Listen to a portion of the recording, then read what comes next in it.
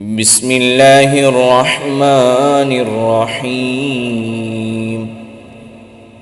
القارعة ما القارعة وما أدراك ما القارعة يوم يكون الناس كالفراش المبثوث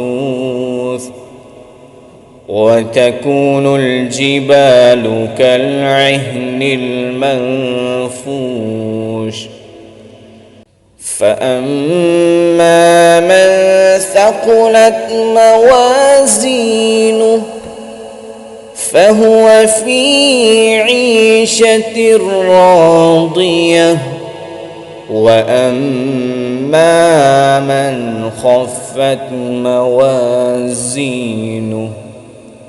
فأمه هاوية وما أدراك ما هي نار حامية.